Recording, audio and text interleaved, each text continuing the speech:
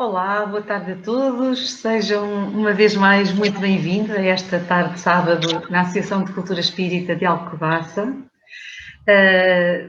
Começamos já por dar as boas-vindas ao professor Moacir Lima, do Brasil, que nos dá a honra de nos acompanhar no dia de hoje. Seja bem-vindo. Obrigado. Cumprimentamos também todos os internautas, todos aqueles que nos acompanham em direto e todos aqueles que, a posteriori, poderão eventualmente assistir através da internet, agora que cada um está nos seus lares, fruto desta situação pandémica que vivemos, mas que, apesar de tudo, estas novas tecnologias nos permitem, assim, podermos nos voltar a reunir, apesar de tanto tempo ter passado, e por isso é mesmo uma alegria imensa ter connosco hoje o professor Moacir. João, queres dizer algumas palavras? Quero também cumprimentar o professor Moacir. Seja bem-vindo, professor. É uma honra tê-lo connosco. E também cumprimentar todos aqueles que estão connosco a assistir a este trabalho de divulgação, ao fim e ao cabo, também desta doutrina que nos une. E desejar que corra tudo bem, com certeza correrá. E temos o maior gosto, então, em ouvir o professor Moacir. Bom, primeiramente, ainda no Brasil, bom dia, em Portugal, boa tarde a todos, o que mostra que o tempo é relativo, inclusive o nosso tempo de vida, que depende de como nos sentirmos. Houve época em que as pessoas aos 40, 45 anos se consideravam velhas. Hoje nós sabemos que não funciona mais assim. Por quê? Porque mantemos expectativas, mantemos objetivos positivos em nossa vida. Assim, dentro dessa relatividade, há jovens de 18 a 20 anos que são velhos, porque não têm uma expectativa de vida, não têm um objetivo, não têm noção da própria espiritualidade humana, e há idosos, não velhos, de 80 e tantos anos, que estão a par de todas as novidades que ocorrem no mundo e que não se omitiram nesse sentido de participar da vida. Então, é uma grande alegria estar aqui convosco nesse momento e com tantas pessoas que nos assistem, e dizendo algo que é muito importante nós observarmos, já que falamos na positividade e sua importância. Quantas vezes nós estivemos a nos queixar da internet? Que a internet separa as pessoas, que às vezes uma família está 4 pessoas a almoçar num restaurante e não conversam entre si, cada um em seu celular somente conversa à distância, e dizemos então que este aparato, essa tecnologia é ruim. Mas é exatamente essa tecnologia que nos permite agora um milagre que um vidente há alguns anos não teria nem vocabulário para descrever. Imagine uma pessoa que, não precisamos recuar muito, há 20 anos, tivesse a visão desta conversa que estamos tendo agora. Ela não teria nem vocabulário para descrever o que estava a acontecer naquele momento. Ela diria que as pessoas estão em vários lugares ao mesmo tempo, que existe o teletransporte e outras coisas tantas. Então, o que nós, seres humanos, precisamos perder é o hábito de colocar a culpa nos instrumentos, nos outros, e quando não há outros humanos, recorremos até ao instrumento.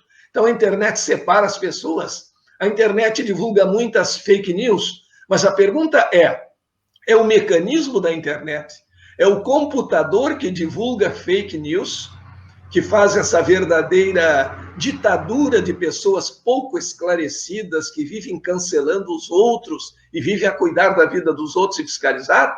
É o aparato que faz isso? Ou é a pessoa que usa indevidamente o aparato? É o revólver que mata? Ou é quem aciona o revólver para matar, como poderia acionar com outra finalidade qualquer, até simplesmente para fazer barulho?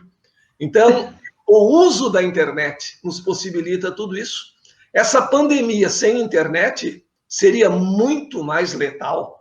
Nós não teríamos a comunicação no mesmo momento, das novas descobertas, dos cuidados, e o que tem havido de muito interessante, pelo menos tenho observado aqui no Brasil, comunicadores, os chamados formadores de opinião, que antes recusavam qualquer assunto que por menos que tangenciasse a espiritualidade, hoje falam em empatia, capacidade de liderança, fé, amor ao próximo, como grandes ferramentas do novo normal, como grandes ferramentas do futuro. Pode ser até que movidos por interesse em vender algumas publicações, mas, na verdade, essa terminologia da espiritualidade, particularmente do espiritismo, a partir da pandemia tomou conta dos noticiários e hoje nós falamos que as novas habilidades do homem do futuro, para ser bem-sucedido, deverão incluir empatia, o amor ao próximo, a solidariedade e aquela grande lei que agora nós estamos verificando. Todos nós estamos interconectados. Não há o problema do vizinho e o problema meu, porque o problema do vizinho pode se tornar meu. E o meu, se eu for egoísta e não tiver cuidado, pode ser o problema do vizinho. Então, se bem utilizarmos, a internet vai nos unir. A internet vai nos aproximar, mas depende de nós. Depende do uso que o ser inteligente, que somos supostamente nós, fazemos do aparato que criamos para nos comunicar, para encurtar distâncias. Como disse há pouco João, meu primo de eleição, João e Leonor foram eleitos primos. Assim, são mais primos do que aqueles que são apenas por consanguinidade. E assim há pouco dizia meu primo, essas mensagens atravessam o oceano com a velocidade da luz, praticamente. As pessoas podem se ver, podem verificar as suas expressões, e isso tudo é maravilhoso. É uma ferramenta que a ciência nos trouxe e que, se soubermos utilizar, ao invés de divulgar fake news, vai servir para divulgar coisas positivas e boas mensagens. A responsabilidade é nossa. Sem dúvida, sem dúvida. E já fez um pouco a introdução do tema, não é? Da psicologia positiva e o espiritismo. Mas antes de entrarmos no tema propriamente dito, eu ia lhe pedir, porque é mais fácil ser a professora a falar, que nos falasse um pouco de si. Não só do seu percurso académico, pois pelo que sei vai da física ao direito, e também como é que a doutrina espírita surge, para que conheçamos um pouco quem temos aqui connosco hoje. Certo. Bom, em termos acadêmicos, eu fiz primeiramente a formação em física. Existem aqui 2 graus, a licenciatura, que habilita mais a dar aulas, e o bacharelado, que pode envolver também a pesquisa. Eu fiz esses 2 e depois fiz 3 pós-graduações na área de física e matemática, incluindo cálculo e probabilidades. Mais tarde, pensando em exercer outra atividade, saindo da sala de aula, fiz o curso de Direito, mas não adiantou absolutamente nada, porque como já tinha experiência didática, quando terminei o curso de Direito, fui convidado para dar aula na universidade. E assim, até há alguns anos, lecionei Direito na Pontifícia Universidade Católica. Depois fiz mestrado, aproveitando o conhecimento de matemática, fiz mestrado em Linguística Aplicada na área de Lógica da Linguagem Natural. E essa é a formação acadêmica, também autor de diversos livros. E como começou a história dentro do espiritismo? Meu pai era espírita e minha mãe católica fervorosa, mas era médium. E como médium descrente, sofria todas aquelas agressões da mediunidade não desenvolvida, não estudada. Era dores de cabeça, eram problemas cardíacos, supostos, quando na verdade sua saúde estava perfeita. Até que, como tudo isso é espontâneo, desabrochou a mediunidade e eu vivia nesse ambiente. Primeiramente em colégio católico, fiz devidamente a minha primeira comunhão. E depois havia nas comunhões alunos que eram escolhidos para serem os anjinhos. Eles colocavam as asinhas de anjo nas costas e levavam, um abria e outro fechava a cola dos que iam fazer a comunhão. E fui demitido do cargo de anjinho por uma briga com outro anjinho na escadaria do colégio. Então, fui demitido da angelitude. E mais adiante, havia aqui em casa, moro nesta mesma residência há mais de 60 anos, havia reuniões de pessoas que faziam o que se chamava na época, aqui no Brasil, hora de arte. Então, um dizia uma poesia, outro tocava piano, e aí me pediam para fazer alguma coisa. Possivelmente, como um menino de colégio, para dizer alguma poesia, que seria o mais simples. Mas eu já tinha a pretensão de que deveria falar sobre a data. Dizia, não vou dizer poesia, quero falar sobre a data. Se era Natal, Páscoa, qualquer coisa, e eu me metia a orador de plantão naquele momento. E estava uma vez aqui em casa um grande amigo nosso, o Dr. Leopoldo Bettiol, que disse, olha, eu vou te apresentar no Centro Esotérico Vivekananda. Era o maior templo espiritualista que havia em Porto Alegre. Tu vais falar por lá. E eu não tinha nenhum medo de nada disso, achava uma coisa muito natural. E uma ocasião fui assistir uma palestra dele, junto com meus pais, e ele chamou o presidente do centro e disse, este é o menino que eu falei, um dia vamos marcar uma conferência para ele. E ele disse, um dia não, vai ser hoje. E já me levou lá para a tribuna. Era o dia 13 de julho, véspera da queda da Bastilha, quando foi marcada a primeira palestra grande, depois dessa pequena introdução que eu fiz nesse dia, e aí continuei sempre na oratória, escrevendo livros, e muito orientado através da mediunidade da minha mãe, que depois que desenvolveu uma médium muito sensível, e interessante, o meu pai, que era quem acreditava mesmo, não tinha mediunidade ostensiva, em algum grau todos nós temos, mas não tinha mediunidade ostensiva, e dizia sempre que gostaria de ter. Mas ele era entre nós aquele de mais fé, uma fé inabalável. Ele acreditava mesmo, que a gente sabe, existe aquela diferença entre crer e querer crer. Quando a pessoa diz eu gostaria de ter fé, está dizendo que não tem. E ele tinha verdadeiramente. E a partir daí, começaram 13 anos para 14, antes eu já era orador de turmas chamavam formatura do curso primário, coisas assim, e assim foi desenvolvendo essa habilidade, treinando, e não parou mais. Espero que não pare tão cedo ainda neste plano. Então, há muitos anos que vem aplicando na sua vida a psicologia positiva. Sim, sim. Mas, no contexto desta introdução tão interessante, e virando um bocadinho para o tema, porque já temos aqui algumas perguntas, apesar do professor ainda não ter entrado a sério no tema, mas já temos aqui algumas questões. E eu começava, talvez por desafiá-lo, a que nos explicasse de facto o que é essa questão da psicologia positiva e, nesse caso, qual é a sua relação também com o espiritismo. Certo. Pode ser, hein? Perfeito. Aliás, muito bom, porque assim nós vamos dizer do que vamos falar, que até agora não dissemos, apenas tangenciamos. Mas a psicologia positiva, como nós vamos ver, ela veio a confirmar aquilo que há muito tempo místicos, religiosos, filósofos também falavam, que era o poder do pensamento positivo.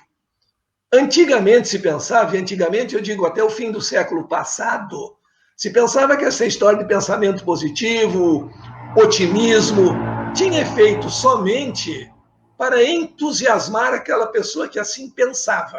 Não tinha uma realidade objetiva, uma realidade física.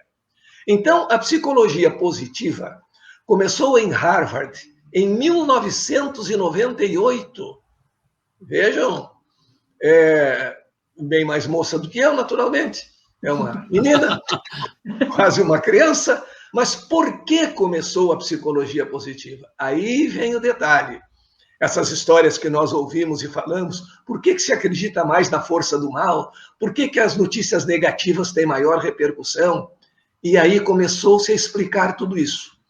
Os psicólogos verificaram, em 1998, que a cada 18 fatos, a cada 18 acontecimentos, a cada 18 problemas estudados em psicologia, 17 tratavam de doenças, de desvios de conduta, enfim, de coisas negativas. E somente um em cada 18 investigava as coisas positivas. A habilidade do gênio, a capacidade de bem pensar, não. Estudava-se mais doença do que se estudava a saúde. A saúde parecia ser uma exceção e a doença algo normal. Então, a partir daí, fizeram, por exemplo, uma verificação interessante entre os estudantes. Existe aquela curva em relação à aprendizagem que vai dar o grau de compreensão de cada um, como está evoluindo o conhecimento. E a maioria dos pontos, considerando cada estudante um ponto colocado, formando essa curva, a maioria fica ali pela média da curva. E alguns ficam abaixo da média. Outros ficam acima da média, pois a psicologia se dedicava a estudar, principalmente a psicologia educacional, somente os que estavam abaixo da curva, os que precisavam subir, os que precisavam melhorar. O que é muito útil, é essencial para melhorar as pessoas que não têm um bom grau de desempenho. Mas, por outro lado, nada se sabia, nada se estudava sobre as razões do sucesso, as razões de ir bem, as razões de conseguir vencer os desafios, as razões de estar acima da média. O ponto fora da curva, acima da curva, e não o ponto fora da curva, abaixo da curva. Consequência, se estudarmos somente os pontos abaixo da curva, o máximo que conseguiremos é elevá-los até a curva e tornar todos medianos, que é muito parecido com medíocre. Mas se estudarmos também o segredo daqueles que estão acima da curva, nós podemos elevar a curva como um todo. E esse foi o primeiro objetivo da psicologia positiva. Depois, demonstrar, falaremos adiante, como o nosso pensamento influencia em nós e nos outros, e como as boas ou más expectativas têm influência sobre as pessoas em geral. Então, a ideia foi estudar como chegar aos melhores, sem deixar de querer elevar aqueles que estão numa posição mais débil, mais enfraquecida. Mas é isso que temos que fazer. E há uma grande conclusão que fica como um desafio para uma nossa primeira questão. Os psicólogos de Harvard chegaram à conclusão que estavam nos ensinando um algoritmo errado, que estavam nos ensinando um caminho errado. E quase todos nós, no fundo, ainda acreditamos nisso. Que caminho nos ensinavam? Em relação à felicidade. Primeiro tem que trabalhar muito duro, primeiro tem que sofrer. Quanto mais sofre, melhor. É um processo de endurance, de endurecimento. Então tem que sofrer, tem que suar, tem que trabalhar, tem que penar para chegar ao sucesso. E uma vez chegado ao sucesso, a felicidade aporta espontaneamente, ao natural. E aí o grande engano. O caminho não é esse. Não é a felicidade que segue o sucesso. É o sucesso que segue a felicidade. O que foi comprovado com o estudo de pessoas que têm a mente positiva, que se sentem felizes. As pessoas felizes têm uma percepção muito maior e mais adequada do meio ambiente. Em crise, têm percepções melhores de como sair da crise. Então, o caminho é diferente. Seja feliz. Esteja em paz consigo mesmo. Pratique pequenas boas ações todos os dias. E essas pequenas alegrias somadas vão nos tornar felizes. E as pessoas felizes atingem o sucesso porque enxergam o caminho do seu objetivo. Se for ao contrário, o sucesso traz felicidade, trabalha, te mata, te sacrifica para ganhar muito, então terás sucesso e serás feliz. Se isso for a verdade, grandes artistas de renome internacional que levam multidões a aplaudi-los, pessoas de grande fortuna, de grandes posses, de grandes teres, que infelizmente às vezes se esquecem do ser, colocando o ter como predomínio, essas pessoas jamais teriam depressão. Essas pessoas jamais se suicidariam porque elas têm o sucesso, mas não é o sucesso que traz a felicidade. Segundo Harvard, é a vida feliz que nos encaminha ao sucesso. Esse é o primeiro ponto da questão. Sim, e isso levanta também uma questão. Então, o que é que de facto tem condições para fazer o homem ser feliz? Perfeitamente. É prestar atenção naqueles pequenos detalhes do nosso dia a dia. Nós, às vezes, queremos começar pelo ponto mais alto. Eu quero começar a estudar pintura e quero que o meu primeiro quadro de ensaísta seja equivalente a um Renoir, a um Van Gogh, a um Picasso. Então me sinto fracassado porque não consegui isso. Eu preciso ter as pequenas alegrias. Eu não tenho que ser o melhor de todos em algum aspecto. Eu tenho que ser bom. Eu tenho que conhecer o meu métier na minha atividade profissional. Eu tenho que procurar o meu autoconhecimento. E aí um dos grandes segredos é ficar próximo das coisas que nos fazem alegres e fazer pequenas ações positivas todos os dias. Há um exemplo contado por um pesquisador que se dizia viciado em televisão.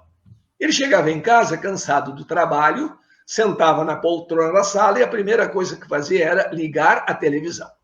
Por outro lado, ele tinha muita vontade de aprender violão, mas ele nunca tinha tempo para aprender violão. Jamais tocaria como o meu querido primo João. Ele ficaria no caminho. Então vejam o que ele fez, vejam a estratégia. Eu vou abrir um parênteses antes contando uma outra historinha. Sabem essas propagandas que nos mandam pela internet? Assine a revista tal gratuitamente por 30 dias. Fins os 30 dias, é só ligar o número tal que desiste e não paga nada. A primeira inverdade é que ligar o número tal depois de 30 dias é difícil. A ligação cai muito e quase não se chega lá. Mas sabe no que eles apostam? Na nossa acomodação. Eu vou ler por 30 dias, depois eu vou ter preguiça de ligar novamente para desfazer a assinatura. Apostando na nossa acomodação, e é por isso que às vezes temos medo de mudanças, de buscar o novo, eles lucram. Porque a maioria das pessoas recebeu a revista 30 dias. Ao final dos 30 dias não telefona. Por quê? Gostou muito daquela revista? Gostou muito daquele jornal? Não, talvez nem tenha lido todos os exemplares que recebeu, mas tem preguiça. Fica difícil ir ao telefone e fazer aquela ligação. É assim. E a parte da preguiça também está ao esquecimento de chegar ao fim dos 30 dias e ligar. Exatamente. Mas já esquece porque já não está com foco naquilo ali. Ali é acomodado, está tudo bem. Dá um outro exemplo. Aqui no Brasil, não teria um exemplo para dar em Portugal, mas não vou citar o nome, mas há programações de televisão que têm a unanimidade. As pessoas dizem que trata-se de um tipo de programa muito ruim. Dizem que não assistem, mas sabem tudo o que está acontecendo no programa. É um milagre, no sentido convencional da palavra. E outro detalhe, não é? Nós não conhecemos pessoas que passam horas na frente da televisão se queixando da péssima qualidade do programa? Porque não desliga. É acomodação. Não precisa nem levantar do sofá, tem controle remoto. Pois esse pesquisador de que eu falava fez o seguinte: ele começou a dificultar o acesso à televisão e facilitar o acesso ao violão. Ele colocou o violão em cima de uma cadeira numa peça da casa em que ele passava mais, ao acordar, ao ir deitar-se, ao ir almoçar, e colocou os dois controles de televisão longe do aparelho, longe do sofá onde ele se sentava quando chegava. Então ele chegava cansado, esquecido daquilo, sentava-se ao sofá e pensava imediatamente: vou ligar a televisão. Mas agora tem que ir à peça tal para buscar um controle e a outra para buscar outro. E frequentemente mudava esses lugares. O que fazia então? Pegava um livro que estava ali perto ou olhava o violão que estava ali ao lado e ia treinar um pouquinho o violão. Então, esse é um mecanismo para nós facilitarmos o acesso às coisas que nós gostamos e dificultarmos o acesso às coisas que não gostamos. Aquelas programações de notícias puramente negativas que nos fazem mal, por que sintonizar? Nós não somos imunes. Nós nos preocupamos muito com a imunidade física, inclusive com a vacina, que é essencial, mas descuidamos da imunidade psicológica. Começamos a cultivar notícias negativas, crimes terríveis, cenas dantescas na televisão. Isso nos habitua à ideia de que aquelas coisas ruins são o normal e terminamos banalizando a violência. Ao contrário, as pequenas alegrias, a leitura de um bom livro, um telefonema a um amigo para conversar sobre coisas boas, vão nos tornando mais alegres. E a pessoa mais alegre é mais receptiva, ela percebe as mensagens de felicidade. Na verdade, nos plantaram tanto essa ideia, o homem é ruim, o homem é um ser negativo, isso aqui é um mundo só para pagar pecado, isso aqui é um vale de lágrimas, que nós passamos a acreditar firmemente nisso. Então, há um mecanismo estranho, revelado pela psicologia positiva, que é uma espécie de spam cerebral. Há notícias que não nos interessam e que chegam ao computador, e que podem, inclusive, ser uma introdução de vírus, que nós encaminhamos para a pasta spam. Pois com o nosso cérebro acontece isso. Nós não relacionamos, nós não decodificamos muitas das informações que recebemos, e principalmente as boas. Por quê? Porque como elas ocupam menos tempo no noticiário, nós pensamos até que a bondade humana é uma exceção. E quando vem aquelas notícias boas que poderiam nos alegrar, nós não as decodificamos. Elas vão direto para a pasta spam. E às vezes, quando nos pergunta o computador, quer limpar a pasta spam? Sim, sem verificarmos o que existe lá. Então, mandamos muita coisa boa, muita mensagem espiritual, muita inspiração para a pasta spam. Aquelas boas ideias que às vezes temos à noite ao acordar, em seguida vem a preocupação do dia a dia e nos esquecemos dela. Logo, um passo importante é isso, é dificultar o acesso às coisas que não são úteis e facilitar o acesso ao que nos faz bem, ao que nos torna mais leves, e quando estamos mais leves, percebemos melhor a realidade, não só nos seus aspectos negativos, mas também no aspecto positivo. É aquela história antiga do copo meio cheio ou meio vazio, não é? Só que quem é pessimista mesmo, ele diz o copo está meio vazio. E a gente então lhe diz, bom, mas neste meio vazio ainda existe água, mas possivelmente não presta, deve estar envenenado. Professor, nós também, fruto um pouco de hábitos que adquirimos e que não temos o tal foco para nos mudarmos, não é? Porque efetivamente, se percorremos sempre o mesmo caminho, dificilmente alcançaremos lugares diferentes. Mas também fruto do conteúdo doutrinário que nos encontramos no mundo de provas e expiações, em que é caracterizado que somos ainda espíritos imperfeitos. E é uma realidade. Mas deveremos dar muito mais enfoque que nós efetivamente somos ainda imperfeitos, mas somos seres perfectíveis. Se trabalharmos nessa ótica, corroborando aquilo que o professor Moacir acabou de dizer, não é? No fundo, temos é que sermos nós próprios a mudar a nossa antena e percebermos o que é que queremos sintonizar. Isto era só aqui, não era bem uma questão, era só um comentário que me surgiu. Porque temos aqui várias questões. Professor, antes de responder, e que também está relacionado, eu depois de ouvir o professor agora com a explicação que nos deu sobre esta tendência de hábitos, digamos assim, de hábitos que desenvolvemos em valorizar as notícias mais negativas, então nesse caso está mais relacionado com uma questão do hábito que nós cultivamos do que propriamente uma espécie de, face ao nosso patamar evolutivo em que nos encontramos, parece que temos uma atração maior pelas notícias mais negativas. Então não é isso. Não. É mais o problema da própria quantidade dessas notícias. Existe um livro muito interessante do Bruce Lipton, A Biologia da Crença. Sim. Não crença no sentido de fé religiosa, mas nas coisas em que acreditamos. Aquelas coisas em que acreditamos modificam, inclusive, a nossa biologia, não só o nosso pensamento. Modificam nós somos o resultado das nossas crenças. E a Leonor disse muito bem, é uma frase do próprio Einstein, que é uma grande tolice esperar resultados diferentes fazendo sempre as mesmas coisas. Porque há uma lei de causalidade e o efeito vai ser correspondente à causa que o produziu. E esta história de pensar negativamente, às vezes, inclusive, frases soltas na nossa infância que não nos fazem bem, ou acreditarmos, porque ouvimos todo mundo dizer que nós não somos bons em matemática. A matemática é uma coisa muito difícil. Então, nós passamos a acreditar nisso. E quando vamos fazer um concurso em que entra a matemática, porque nós acreditamos nisso e porque o ser humano gosta muito de confirmar as suas ideias, às vezes até mais do que de poder. Confirmar uma ideia é um poder. Vê-se agora no episódio da vacina. Cada um quer confirmar a sua ideia, por absurda que possa ser, mas luta por encontrar um mini fato que seja, uma aparência factível para justificar a sua ideia.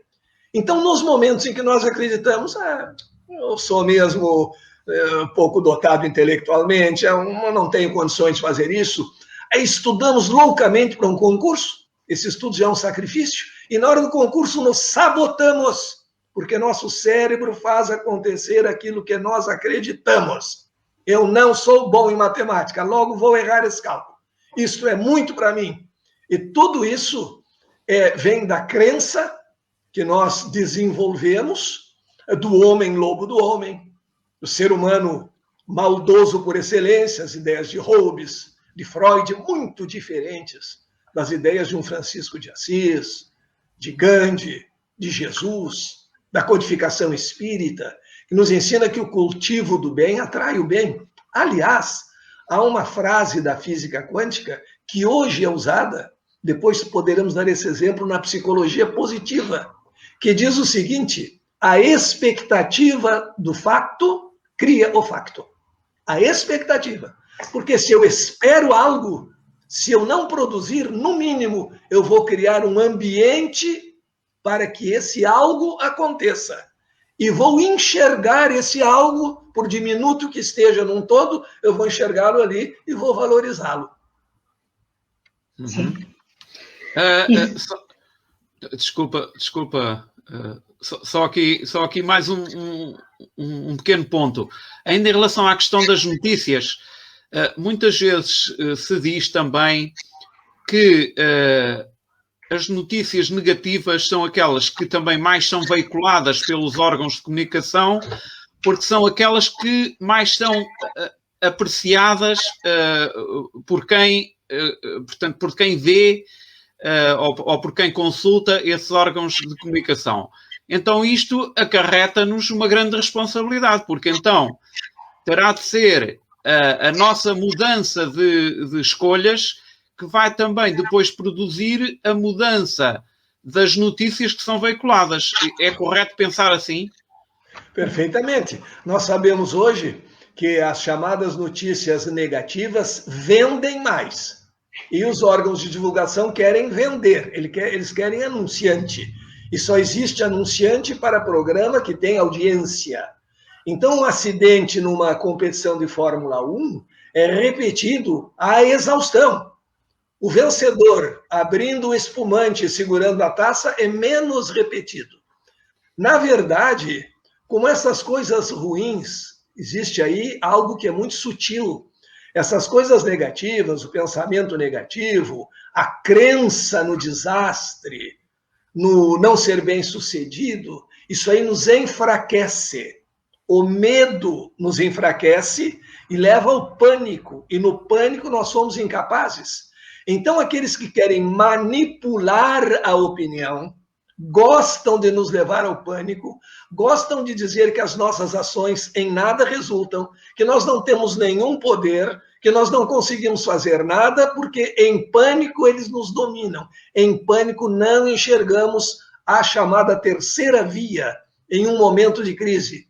E se a ideia não é divulgar simplesmente, se por trás da ideia de divulgar, a ideia de manipular para dominar, se torna mais perigoso, porque é quase como um vício. Há pessoas que, se não leem sobre 2 ou 3 crimes violentos num dia, parece que não estão felizes. E, além de ler, gostam de divulgar aquilo que estão lendo. Não é que nós não devamos conhecer a realidade. Devemos. Nós todos sabemos que estamos num momento de pandemia. Então, nós, em geral, olhamos um noticiário na televisão para saber como estão os índices, estão aumentando, diminuindo, como está a taxa de hospitalização, a taxa de mortalidade, tudo bem. Mas daí a ficar observando cenas com pessoas cavando túmulos e etc., é muita maldade, principalmente antes de dormir, quando deveríamos estar em repouso, observando coisas boas, e ficamos com toda essa preocupação. Então, nós devemos tomar conhecimento das coisas que acontecem, mas não deixar que elas tomem conta de nós. E aí está o perigo, nos viciarmos em coisas ruins. Todo vício é negativo. As pessoas se viciam no cigarro ou em outras drogas, sabem que faz mal, mas continuam, embora não tenham nenhuma vontade de deixar de viver. Então, disse muito bem, meu primo João, nós temos que policiar isso aí. Não vou comentar com os outros coisas negativas que eu vi. Porque se o programa deixar de ter audiência, eles apostam na estupidez humana. Mas se o programa deixar de ter audiência, ele sai do ar. Ninguém coloca no ar um programa sem ter o anunciante, o patrocinador. E o patrocinador, se verificar que não há audiência, não patrocina. Mas é também um determinado hábito nosso. Terminamos por, aparentemente, gostar dessas coisas. E aí dizem, não, mas é isso que as pessoas gostam. E o que é oferecido como alternativa? Ah, as pessoas gostam disso. E há alguma coisa diferente para ser vista? Não. Então elas ligam para se distrair e terminam por se contaminar com medo e com o pânico. Tem sempre outras alternativas, ainda que não seja na televisão, como o professor disse, nós implicaria a tal mudança de hábitos. Mas nesta linha do poder, da positividade e do nosso pensamento, eu ia colocar aqui uma questão que diz que também gostava que o professor Moacir desse a sua opinião sobre a influência psíquica perante a doença física. Sim. Há muito tempo, as pesquisas médicas descobriram a psicossomática, que é o ramo da medicina que nos diz que o psiquismo tem influência no nosso soma, ou seja, os nossos pensamentos podem até produzir doenças em nós. Os mecanismos de hipnose provam isso. Há pessoas que são muito sensíveis e quando estão em transe hipnótico, o experimentador toca um ponto do corpo com uma caneta, por exemplo, e diz, isto aqui é um ferro em brasa. E a pessoa em transe hipnótico reage como se estivesse sendo tocada por um ferro em brasa. Mas não é só isso. Em alguns casos de pessoas muito sensíveis, depois de algum tempo se forma um vermelhidão na região tocada, que é a reação do organismo para combater uma queimadura que não houve. Então, há tempo sabemos, pela medicina psicossomática, que não há propriamente doenças, existem doentes, porque a mesma enfermidade, em relação a questões do próprio sistema imunológico, que é muito suscetível a ser fortalecido por bons pensamentos ou enfraquecido por estado de pânico. Então, muito depende do sistema imunológico de cada um. E há um médico espanhol chamado Alonso Puig, que estuda em colaboração com a Harvard, e que criou uma disciplina de nome muito complexo, psiconeuroimunobiologia, que estuda a influência das nossas emoções, os nossos pensamentos, sobre o nosso sistema orgânico. E ele chegou a uma conclusão muito interessante, que nos leva a pensar se vale a pena, de vez em quando, ficar com muita raiva de alguém e ter essas explosões negativas. 1 minuto de raiva, de fora de controle, cobra do organismo de 5 a 6 horas para reabilitar e equilibrar todos os seus padrões. E a notícia que ainda piora isso é que o último sistema a se recuperar é o sistema imunológico. Então, devemos pensar um pouco, vale a pena tal tipo de atitude ou não? As emoções existem, quem não tem emoção não vive, mas as emoções existem para serem dirigidas por nós, sentidas e dirigidas. Portanto, nós somos os senhores das emoções, e não as emoções que nos dominam. E nesse sentido do pensamento positivo, existe um detalhe bastante interessante também. Foi feita uma pesquisa com estudantes da mesma faculdade. era da Faculdade de Direito, também em Harvard. E os pesquisadores dividiram os estudantes em positivos e negativos. Aqueles que têm mente positiva, que ele acha que a mente positiva é quase um sinônimo de felicidade. Aqueles que estão felizes, estão contemplando a vida com alegria. E os de pensamento negativo. 19 anos depois, fizeram a pesquisa da vida profissional de cada um. E é estatisticamente significativo, num percentual bem maior, ter encontrado sucesso entre aqueles que pensavam positivamente do que entre aqueles que pensaram negativamente. Então, essa ideia de felicidade, de alegria, nos predispõe a encontrarmos sempre a melhor solução. Existe uma pesquisa também chamada Terceira Via. Quando nós estamos numa crise, existem duas maneiras de pensar, como quando uma pessoa vai para a guerra. Tomara que volte. E a segunda possibilidade, tomara que volte igual, que volte sem sequela. Há uma terceira hipótese. Tomara que volte melhor, mas nessa não se acredita muito. E houve uma experiência muito interessante na Espanha, em Madrid, depois daquele atentado à bomba na estação de metrô, se verificou que muitas pessoas, a pesquisa maior entre mulheres, que são mais sensíveis e mais inteligentes, naturalmente, muitas, a partir daquele atentado, ao invés de viverem amedrontadas, se tornaram mais otimistas e mais empáticas, ou seja, com mais vontade de ajudar os outros. Muito bem. Serviu de lição. Há pouco, quando falava na importância das emoções, e em vez de nós nos deixarmos ser governados por elas, sermos nós a governar, também há aqui uma grande ponte com a doutrina espírita, que é a importância do autoconhecimento.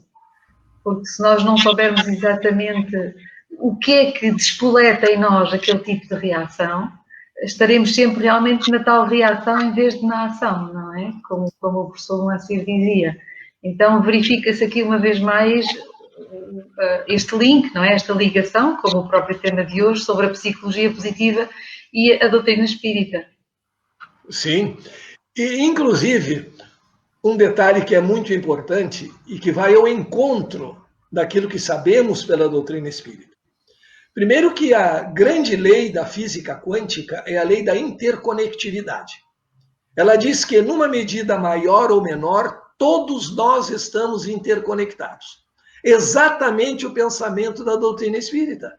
Porque os sentimentos de bondade, de caridade, de elevação, devemos nos reconhecer pequenos. Mas como disse muito bem a Leonor, nós somos imperfeitos, mas somos perfectíveis. Podemos melhorar. Então, ao invés de me queixar da minha imperfeição, eu devo procurar melhorá-la. Porque é muito cômodo ficar somente a queixar-se da imperfeição e não procurar corrigi-la. Isto é uma atitude de acomodação.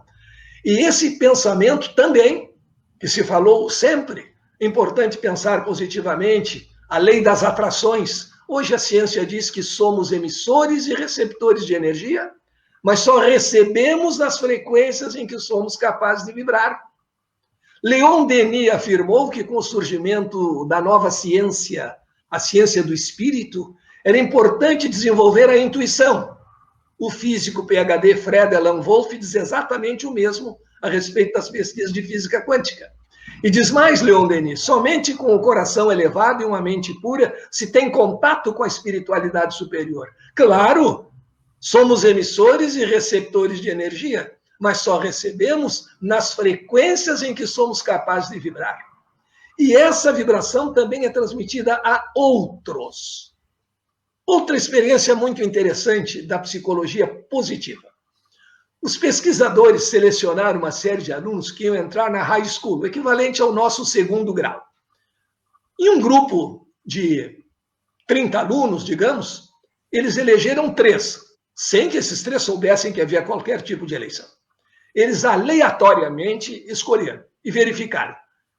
João, Leonor e Lucas têm altíssimo QI, têm capacidade de aprendizagem muito acima da média e deverão apresentar um rendimento ótimo ao final do ano letivo. Contaram a todos os professores que iriam lecionar para aquela turma, que João, Leonor e Lucas eram fora de série. Mas havia uma condição: os professores não poderiam jamais mencionar isso aos 3 eleitos. E ainda nenhum dos 3 eleitos sabia disso. Sabia que tinham essas condições superiores, etc, etc. Terminado o ano letivo, João, Leonor e Lucas apresentaram um desempenho muito superior ao dos seus colegas. Alguns vinham mais próximos e outros já ficavam bem distantes. E agora, o grande segredo da experiência. João, Leonor e Lucas nada tinham de extraordinário. Foram simplesmente escolhidos no meio da turma. A expectativa do fato cria o fato. Talvez sem sentir, aqueles professores, agora uma grande pesquisa tentando explicar tudo isso, fugindo só daquela que eu chamo a grande razão que vou dizer no final. Os professores, ao falar com eles, já falavam de outra maneira. Quando um deles dava uma resposta errada, quem sabe as pessoas tentavam consertar. Não, mas esse sujeito ele é meio gênio.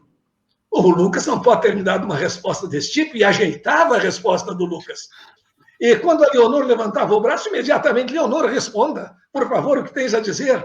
Então, instintivamente, se dirigiam de outra maneira, corrigiam as respostas, mas isso não explica tudo. Há algo mais que é fundamental: os mecanismos de telepatia, os mecanismos de empatia. Nós, quando convivemos com alguém, sabemos se estamos sendo queridos ou não. E não que os outros fossem desprezados, mas aqueles eram queridos de modo especial. Então, aí, mais uma vez, a explicação de um postulado conhecido da doutrina. O nosso pensamento é uma energia e não influencia somente em nós, influencia também nos outros. Aqueles alunos tinham a percepção, por algum mecanismo, estilo telepatia, que havia uma grande expectativa em relação a eles, que havia uma grande esperança em relação a eles. E ao invés de pensarem, eu não sei nada, eu tenho deficiência para o conhecimento, eu não consigo aprender tal coisa, eles sentiam que havia em relação a eles uma fé. E a fé se transmite. E assim renderam muito mais do que os outros, embora tivessem exatamente as mesmas aulas, e em testes de QI tivessem demonstrado exatamente o nível médio da turma. A expectativa do fato, mais uma vez, criando o fato. Então, professor, a realidade, então, é construída, é criada por aquilo que pensamos. Exatamente. É o que diz a ciência contemporânea. Nós não somos meros observadores, nós somos co-criadores da própria realidade física. Porque lá no mundo subatômico, a consciência do observador influencia no comportamento das partículas. No mundo social, em que somos galáxias de consciência, se comparados com o grau de consciência de um átomo, é muito maior essa influência a respeito da nossa expectativa e da nossa sensibilidade. Uma ocasião, o professor encontrou vários alunos, 3 ou 4 alunos, de direito, que é um curso de muita concorrência, de muita competição, estudando no porão, ao invés de estarem na biblioteca com boa claridade, ar-condicionado e tudo mais. Perguntados por que estudavam ali, disseram: uma sala com muita gente angustiada nos perturba o estudo. Hoje se está descobrindo esse tipo de sensibilidade. Uhum.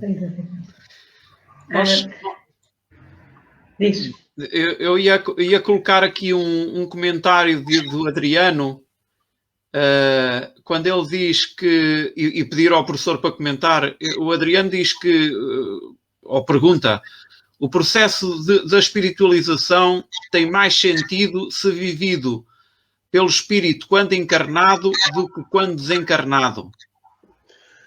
Não sei... O detalhe aqui é o sentido que vamos dar à palavra mais sentido. Porque em cada plano nós temos um mecanismo de aprendizagem compatível com as experiências que somos capazes de observar. Então, no plano físico, nós temos um veículo físico, um corpo físico, que é capaz de captar determinados tipos de experiência e outros não. Dentro dessas limitações e dentro desse tipo de experiência, nós aprendemos. No plano espiritual, a um outro tipo de sensibilidade, um outro tipo de experimentação a que somos sujeitos, mas a grande lei é evoluir sempre. E acredito que tanto no plano material quanto no plano espiritual, nós teremos oportunidades, chamamentos para evoluir, mas pelo nosso livre-arbítrio, nós vamos fazer as nossas escolhas e vamos crescer com mais ou menos velocidade. No Livro dos Espíritos, quando se fala que o progresso é uma lei, se explica claramente, todos nós progredimos, mas a velocidade com que progredimos depende de nós. Logo, em cada plano, vivenciamos uma oportunidade. E já que no momento estamos aqui e agora, é o melhor momento para evoluirmos. Aqui, futuramente, outros planos, outros hábitats, nós teremos, quem sabe, outra sensibilidade, outras chances, outros exercícios a praticar, mas sempre progredindo. A experiência que se faz numa aula de química não é a mesma experiência que se faz numa aula de física. E na qual das duas aprendemos mais? Na verdade, aprendemos mais química na aula de química. E aprendemos mais física na aula de física. E o conhecimento vai crescer. Então, aprendemos mais como vencer, como progredir espiritualmente na vida material enquanto nela. E aprenderemos a progredir, a desenvolver os bons sentimentos, porque a grande realidade está sempre no mais sutil quando estivermos no plano espiritual. Uhum. Esta psicologia positiva, no fundo, também como o Espiritismo nos ensina, ou pelo menos nos convoca, é que nós consigamos buscar nas nossas vivências, mesmo aquelas que aparentemente nos parecem mais negativas, retirar dali quais são os aspectos positivos que nos podem ajudar a ter uma melhor qualidade de vida. Às vezes até percebendo que não é aquele o caminho, não é? E entendermos as nossas emoções e de que forma é que ao nos relacionarmos mais positivamente, não é? Vamos influenciar o nosso próprio caminho e o caminho daqueles que estão ao nosso redor. E com essa nossa perspectiva também de positividade, cada um no seu pequeno mundo, influenciar o mundo que nos rodeia, não é? Para que toda a humanidade possa eventualmente, a seu tempo e paulatinamente, adquirir este mesmo comportamento, esta forma de ser. Exatamente. O que mais os negativistas, infelizmente, nos ensinaram são coisas do tipo: o que tu fazes não adianta nada. Tu és uma areia na praia, à beira do oceano, um grãozinho de areia, não é nada. E não é verdade. Tudo que nós fazemos vale. Tudo que nós fazemos tem algum tipo de resultado. O resto resulta num convite à acomodação. Então, como que também tem adianta, resultado. Também tem resultado. O resultado de deixar de evoluir, de deixar de ter novas conquistas, de ficar numa inércia de repouso, de onde nós teremos muita dificuldade para sair. E agora que nós sabemos que esses pensamentos também se transmitem, e os exemplos se transmitem mais do que os pensamentos, o que se busca é essa pequena alegria de viver, independente daqueles conceitos de religiões antigas, de querer, através de algum ato, a chamada caridade, e quase sempre até a caridade material, que não é tudo, é apenas um dos aspectos da caridade, comprarmos lá um lugar no céu, ou reduzirmos as nossas penas no purgatório, ou alguma coisa do tipo. Então, nós vivemos, se muitos ainda vivem, uma fase em que é sacrifício fazer o bem. É sacrifício ajudar o outro. É penoso. Mas mesmo penoso está ajudando. Já é bom. Mas o essencial é que nos habituemos a sentir prazer no bem. Aí, quem sabe, chegaremos àquele mundo ideal do filósofo Immanuel Kant, dos imperativos positivos, das coisas que são rígidas. Devemos dizer sempre a verdade. Mentir, não. Kant dizia que nós temos que pensar, e se todos fizessem assim? Mas aí nós temos o caso da mentira piedosa. O exemplo mais usado para contrariar a teoria de Kant: se alguém entra na minha casa fugindo de um bandido, Em seguida, o bandido bate a porta e pergunta: o fulano está aí? Eu devo dizer a verdade? Qual é a minha ética? Então, o que ocorre é que Kant pensou, possivelmente num mundo ideal, num mundo em que não houver assassinos, num mundo em que não houver bandidos, num mundo em que não houver estelionatários, nós deveremos dizer a verdade. Então, naquilo que é possível, vamos nos acostumando, buscando essas pequenas alegrias. Há um amigo que uma ocasião contou, ele gosta de fazer uma boa ação a cada dia. E um dia ele disse: não fiz nada até agora. E chegou na praça de pedágio, pagou o pedágio do carro que vinha atrás dele. O outro não sabe quem é, não sabe por quê, mas ele ficou contente com isso, pelo fato de ter ajudado alguém. Agora, nós estamos tão habituados ao pensamento negativo que o motorista do carro de trás talvez tenha pensado: será que ele guardou a minha placa? Será que ele vai me fazer alguma coisa? Será que ele quis que eu passasse ligeiro para me assaltar ali adiante? Porque essas coisas é que são noticiadas. E as outras não são. Então, nós estamos bem mais acostumados. Mas é chegar ao prazer que o bem nos causa. Aí não precisaremos mentir, porque não haverá mal-intencionados no mundo. Então, na filosofia se diz que Hegel, que relativiza, Hegel é o caminho, Kant é o final, é o ideal. A tolerância é o caminho, a fraternidade é o grande objetivo. Uhum. Nós temos também aqui um comentário da Maria Helena Correia, em que ela diz: no caminho da evolução tudo tem um propósito, certo? É preciso encontrá-lo. E eu aqui acrescentava o seguinte: de certa forma, e no conceito desta psicologia positiva e também daquilo que o Espiritismo nos ensina, de certa forma, nós vamos encontrar aquilo que projetamos. Exato. Perfeitamente. Uma ocasião, houve um fato aqui em Porto Alegre, faz mais de 20 anos, e ainda permitiam que em algumas ruas houvesse o tráfego de carroças. E um carroceiro maltratou muito o animal que caiu, e aquilo foi notícia de jornais, todo mundo ficou preocupado com aquilo.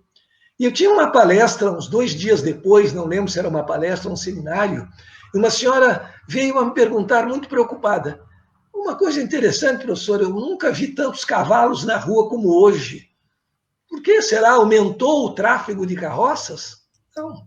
Ela estava fixada por causa daquela notícia, que um cavalo havia sofrido maus tratos, e começou automaticamente, inconscientemente, a prestar atenção nos cavalos, até mesmo, quem sabe, para verificar se estavam sendo maltratados.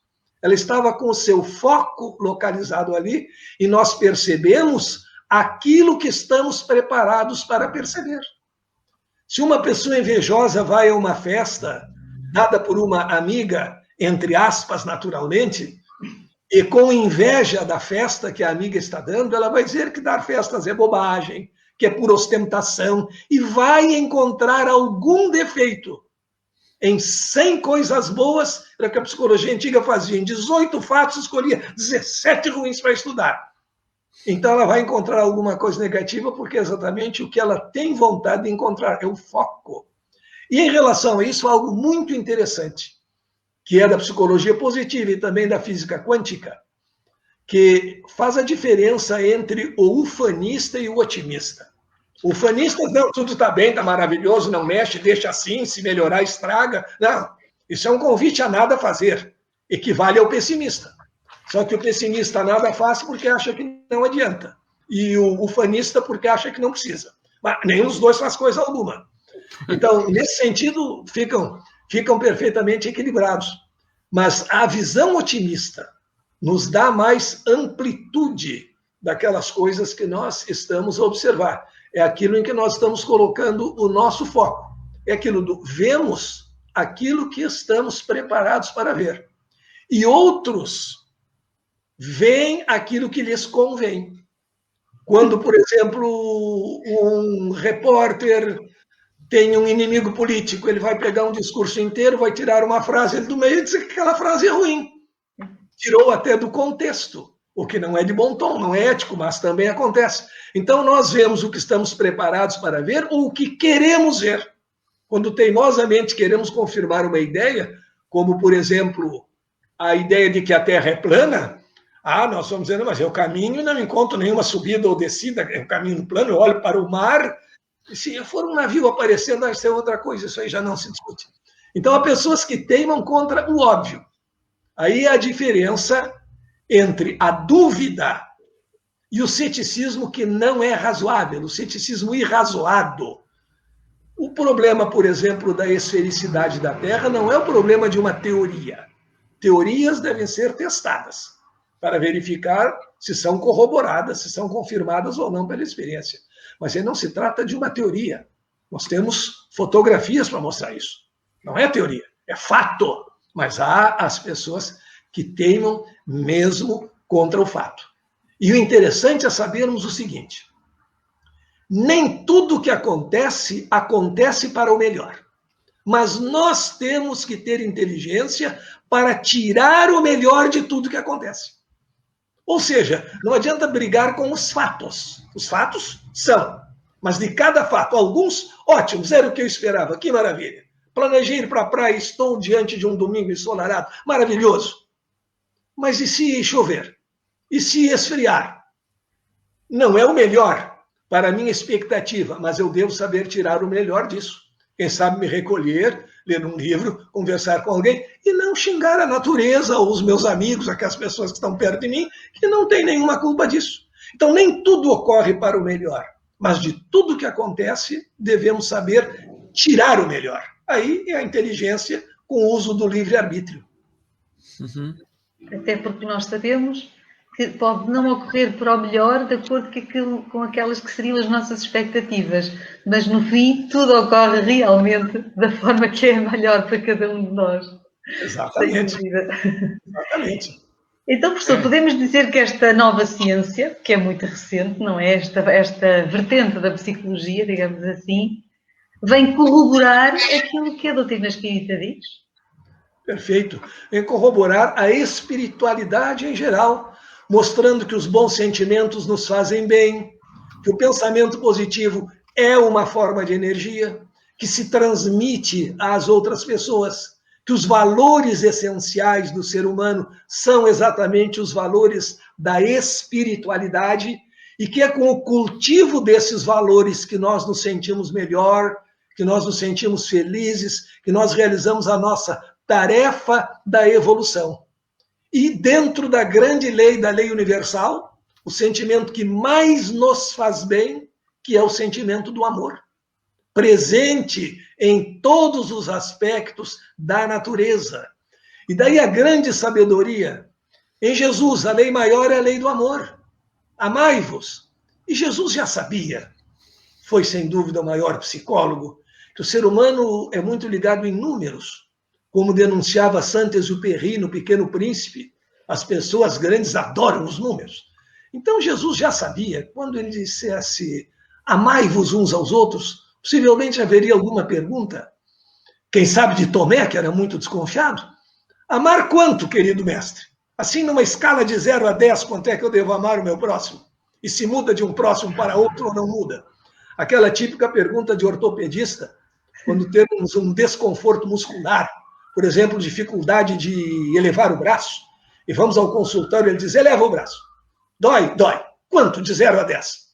Aí, se a pessoa é muito tímida, vai dizer, olha, desculpa incomodar, doutor, eu acho que dói 1,5, mais ou menos, mas dá um remedinho, tá? E o outro exagerado, o adepto da sofrência, de 0 a 10 dói 11, doutor. Então, Jesus, esperando alguma pergunta desse tipo, já deu o parâmetro. Amar quanto? Tanto quanto eu vos amei. Pronto. É essa a intensidade. Quer outra medida? Ah, o mestre dava outra medida. Quer outra medida? Tanto quanto a ti mesmo. Porque o amor começa conosco.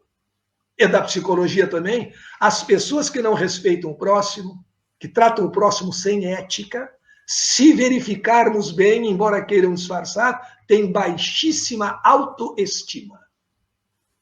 Como se diz na linguagem popular, não se gostam. E em não se gostando, não conseguem gostar dos outros. Assim como aqueles que não se perdoam, que são muito cobradores de si mesmos, também não sabem perdoar os outros. Então, ama o teu próximo tanto quanto amas a ti mesmo. E Kardec completa de um modo genial: amai-vos e instruí-vos.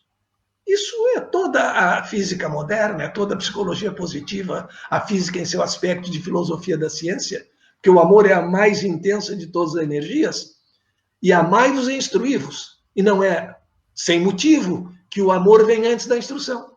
Porque a instrução pura e simples, ela é neutra. E aí nós culpamos os aparelhos muitas vezes, não é? O mesmo conhecimento de física que serve para, por exemplo, fazer as bombas de cobalto, para irradiar tumores, serve para fazer a bomba A e a bomba H. O conhecimento usado com amor leva à grandeza do ser humano. Por isso o amor está em primeiro lugar. O amor é a bússola e a instrução é todo aquele conjunto de saberes que nós devemos possuir para que a nossa fé seja raciocinada e com raciocínio e convicção sigamos a direção apontada pelo amor. Professor, está a ser absolutamente delicioso ouvi-lo, todo este seu conhecimento e o quanto ele nos leva a meditar e a fazer um exercício de análise, ao fim e ao cabo, do mundo em que vivemos e do contexto que nós próprios ocupamos nesse meio e que às vezes nos esquecemos de fazer esse tipo de introspeção. Entretanto, ainda temos aqui mais duas questões e apesar da hora estar um pouco avançada, penso que poderemos fazer. Leonor, podemos colocar aqui mais algumas questões? Sim, colocamos só estas duas, porque entretanto depois também aí no Brasil é hora de almoço. É verdade. Ainda tem mais uma palestra hoje, certo? E o professor também precisa de comer, portanto não basta pensar que vai comer, mas vai ter que comer mesmo. Exatamente. Agora, nós temos aqui uma questão da Ana Pires relativa também à questão de Jesus. Ela diz que Jesus é um marco entre duas eras, sendo conhecido como médico das almas. Por que ignorá-lo? Será preconceito da ciência? Quer fazer algum comentário, professora? Certo. De fato, a ciência antiga era extremamente preconceituosa. E hoje mesmo, no terreno da ciência, com toda a abertura que existe para, dentro da filosofia da ciência, para o cultivo dos valores da espiritualidade, ainda há preconceituosos entre os cientistas, como há preconceituosos entre os religiosos, aqueles que se dizem donos da verdade. Por isso, Kardec afirmou a cada um o seu terreno, o seu setor. Se a ciência viesse a provar o erro do espiritismo num ponto, ele se reformularia. Mas o objetivo da ciência é diferente do objetivo do espiritismo. A ciência tem um objetivo específico em relação ao estudo da massa, da energia, da matéria, dos componentes do mundo. Mas no terreno da filosofia da ciência está havendo um encontro muito feliz. Vou apenas dar um exemplo rápido. Nenhum físico hoje nega que a consciência do observador influi nos fenômenos. Por quê? Aí ele se divide em dois grandes grupos. Um grupo que acha que não temos condição de saber por quê, nem devemos pesquisar isso, porque isso não interessa à ciência. E outro grupo, ao qual pertencia Einstein, que acha que nós precisamos também saber o porquê. Os cientistas estão divididos entre os adeptos do só como e os adeptos do também porquê. Eu não devo saber só como um corpo cai. Eu quero saber também por que um corpo cai. Mas esse porquê, quando diz respeito a alguns fenômenos novos, que poderá ser um objeto de uma outra palestra nova, os fenômenos inusitados da física quântica, quando se perguntam por quê, provavelmente a resposta levará ao caminho da espiritualidade, que para muitos é inconveniente. Então, muitos ainda se mantêm céticos. Mas não é uma posição oficial da ciência. Porque em filosofia da ciência não existe decidibilidade.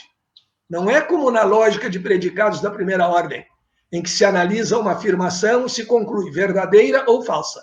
2 mais 2, 4, verdadeiro. 2 mais 2, 5, falso. Em filosofia da ciência, não. Não há decidibilidade.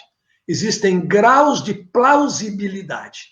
Ou seja, a teoria é examinada e se verifica até que ponto ela explica os fenômenos ocorrentes sob sua ótica e até que ponto ela não explica. Então, ainda há preconceito dos dois lados. Ainda há fé cega na espiritualidade, entre as religiões, e ainda há fé cega na ciência. Só que uma é fé na existência e outra é fé na não existência. Assim como o religioso tradicional crê firmemente que Deus existe, o ateu tradicional crê firmemente que Deus não existe. Mas, para a tristeza de ambos, é apenas uma crença, e crença é subjetivo, verdade é objetiva. Uhum. E há uma pergunta ali muito interessante da Maria Helvas, que é nossa amiga de Facebook, que falava naquela história do pensamento positivo, de sermos águias ou galinhas. Os pessimistas vivem a dizer que somos galinhas. E é como se umas galinhas malvadas sequestrassem uns filhotinhos de águia e começassem a educá-los dizendo: vocês não podem voar, vocês não podem fazer ninhos à beira do abismo, vocês só têm que dormir no puleiro, vocês devem colocar os ovinhos e cacarejar, vocês devem agradecer a bolsa milho velho que o fazendeiro lhe dá todas as tardes, porque vocês não têm condições de buscar o próprio sustento, de buscar o próprio alimento. As águias são malvadas, é uma lei da natureza, agridem pequenos animais, devoram-nos. E essas águias, criadas por galinhas ressentidas, adeptas do homem é ruim, o homem é mau, do homem lobo do homem, elas seriam geneticamente águias, mas psicologicamente galinhas. E na influência sobre o organismo, de que nos falou a prima Leonor, o que acontece? Elas vão se desenvolver como galinhas. Elas não vão desenvolver as asas como águia, porque não treinaram, porque não exercitaram. Aí se pergunta, mas é feio ser galinha? Não. Quando se nasceu galinha, quando se é geneticamente galinha, cumpriremos nossa tarefa como galinhas. Mas ter nascido para ser águia e proceder como galinha é lamentável. E a doutrina espírita nos diz, assim como a psicologia positiva, nós somos águias, nós somos espíritos imortais, seres em evolução. Então não vamos ter medo do voo, vamos voar, vamos pesquisar, vamos ter dúvida, a dúvida é saudável, e buscar novos horizontes do saber.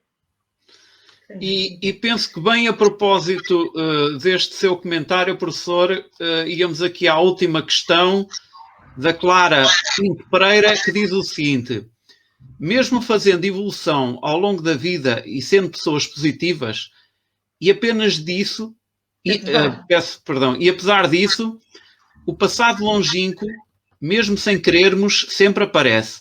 Algumas marcas do que ouvimos e vivemos sempre surgem de vez em quando. Então damos por nós a ter receios irracionais e termos medo, por exemplo, de surgir uma desgraça ao fim de um período de felicidade na nossa vida. Como ultrapassar isso? Para além da prece, claro, afirma Clara Pinto Pereira. Somente nos convencemos de que temores infundados não têm efeito enfrentando-os. Na época das grandes navegações, os mapas dos oceanos eram pouco conhecidos. Então, o que faziam os cartógrafos da época para não confessarem que ignoravam grande parte do que seriam os oceanos? Mapeavam muito bem aquilo que conheciam. E aquilo que não conheciam, povoavam de monstros, de desastres, de serpentes marinhas, dizendo não vai lá, porque não queriam confessar que não sabiam.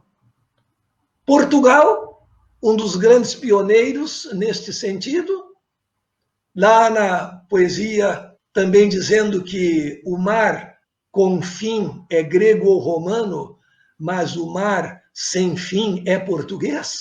Tinha essa crença de que aquilo não terminaria. Aventurou-se nas grandes navegações, encontrou dificuldades, por certo, mas foi vitorioso na conquista de um novo mundo, ganhando mais território do planeta do que antes se conhecia. Então temos muitos medos, receios, quem sabe, de passado nosso, e muito pela orientação dessa própria vida. As pessoas têm medo de ser felizes. Pensam que ser feliz é um pecado, e um pecado grave. E por esse medo de ser feliz, aqueles velhos ditos populares, É melhor ser pobre e com saúde do que rico e doente. Mas por que tem que escolher uma coisa ruim e uma boa? Por que não escolher as duas boas? E é uma grande mentira, porque infelizmente as pessoas pobres ainda têm mais facilidade de adoecerem. Precisamos ajudá-los e não ficar a fazer ditados que não têm sentido a respeito do assunto. Na verdade, nós temos essa ideia, dia de muito, véspera de nada. Estou rindo hoje, estarei, quem sabe, chorando amanhã. Não, tem que viver momentos felizes, até para colocá-los na memória. Porque quando surgirem os momentos mais difíceis, nós vamos lembrar que já tivemos momentos felizes, que já tivemos a alegria de viver e que, se isso aconteceu, não é uma ficção, pode acontecer novamente. Logo, a libertação desses temores só se faz com a prece, naturalmente, e com a prática. Enfrentar o medo. Há um estudo na psicologia das empresas que diz que mais de 90% das coisas que nos causam temor futuro e nos tiram o sono não acontecem. Ou, pelo menos, se acontecerem, acontecem numa intensidade muito menor do que aquela que lhe é outorgada pelo nosso medo. Então, não vale a pena sofrer por antecipação. Há pessoas que dizem até isso, não, é melhor esperar o pior, quem não se desilude. Engano. É muito pior esperar o pior. Até porque, ao esperar o pior, criamos uma ambiência áurica, energética, para que ele aconteça. E aí, se ele não acontecer, já sofremos antes. Por que sofrer?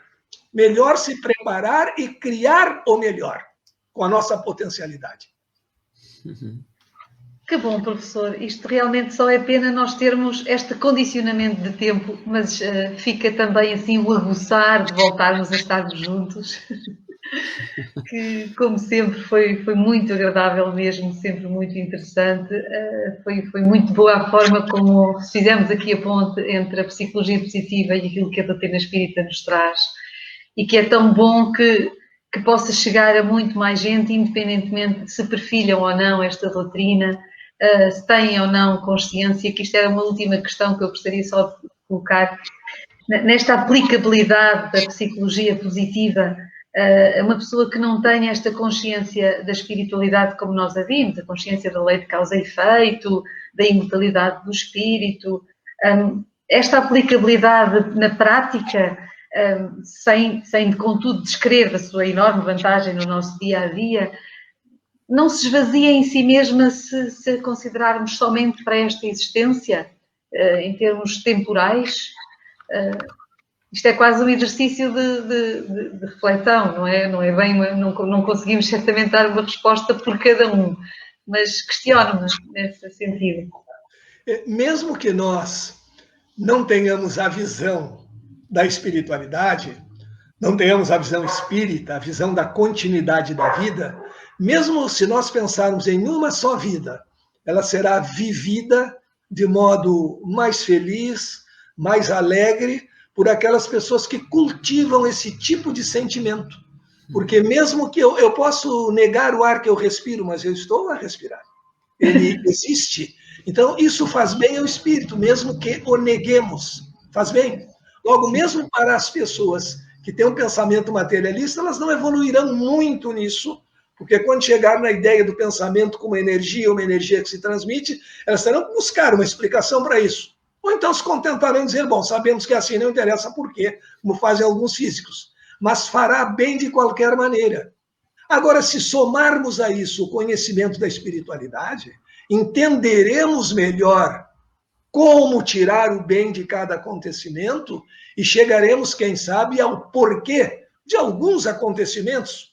De todos não, porque não somos oniscientes, mas teremos uma maior prática. Diria o seguinte, o remédio psicologia positiva faz bem para qualquer um, mas o organismo das pessoas espiritualizadas aceita melhor, processa melhor e tem melhor resultado. É um bocadinho daquela analogia que fez há pouco do grão de areia. Se cada um de nós nos tornarmos, tivermos uma vida muito mais plena, no conjunto a humanidade avançará de forma muito mais plena e harmoniosa também. Exatamente. Ok, então penso que terminamos. Acho que não há aqui mais questões. Pelo menos conseguimos cobrir todos os comentários e as questões que nos colocaram. Muito obrigada mais uma vez, professor. Foi uma imensa oportunidade, uma imensa alegria e é com muita, muita gratidão que aqui estamos, na esperança de que possamos voltar a estar juntos brevemente. Por isso, mais uma vez, um grande bem-aja e dou agora a palavra ao João. Então, eu também, portanto, volto mais uma vez a agradecer ao professor o fantástico momento que nos proporcionou de reflexão, de interiorização, de percepção do nosso papel e do papel que ocupamos no seio da comunidade e também para autoconhecimento próprio. E também queria referir a enorme quantidade e agradecer a enorme quantidade de comentários que agradecem ao professor esta oportunidade, alguns dos quais pedem para vir mais vezes, para voltar mais vezes. Vamos repetir. Exatamente, pedem para repetir. E sem dúvida que também agradecemos a todos os comentários, o incentivo e toda a amizade daqueles que também connosco e que estão connosco, portanto, também nesta palestra. E pronto, basicamente era isto que eu queria dizer. Passo a palavra para a Leonor, agradecendo mais uma vez ao professor. Um grande abraço. E sem dúvida que é bom ser seu primo. Não sei, o professor quer deixar algumas palavras finais e a seguir o João passava uma música dele, certo, só para terminarmos em ambiente também certo, mais festivo. Não, sou eu quem deve agradecer por todos aqueles que nos assistiram e, sem dúvida alguma, nos mandaram essas boas energias, porque assim como disse o João, essas ondas eletromagnéticas atravessam o oceano praticamente na velocidade da luz, assim como permitem fazer chegar o som e a imagem, também permitem fazer chegar as boas vibrações de energia daquelas pessoas que nos querem bem, e isso nos faz, sem dúvida alguma, muito bem à alma. É sempre uma grande alegria estar convosco, e podem contar comigo, sábados, nesse horário, quase sempre um horário livre, estamos aqui para servir, e só poder ver os primos aí conversar um pouco, é muita alegria para mim, para a Helena também, que lhes manda um grande abraço, e podem dispor sempre. Esse horário está livre e é livre para servir. Muito obrigado. Muito obrigado. Obrigado, professor. Muito obrigado, um grande bem-aja.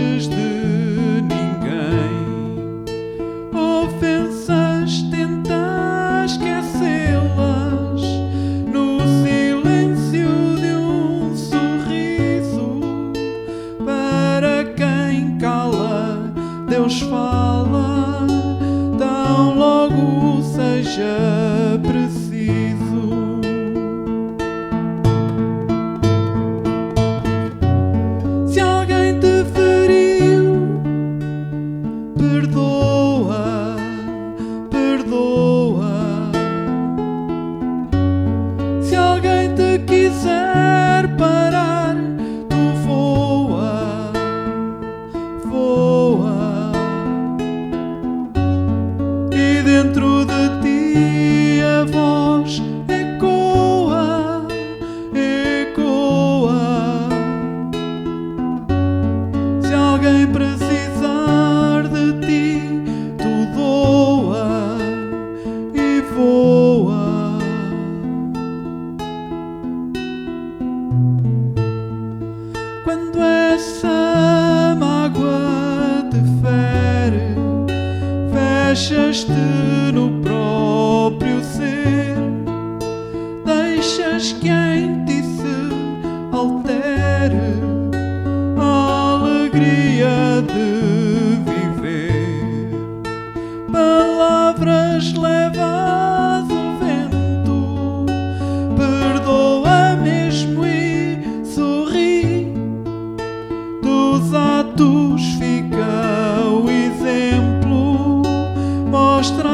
paz que há.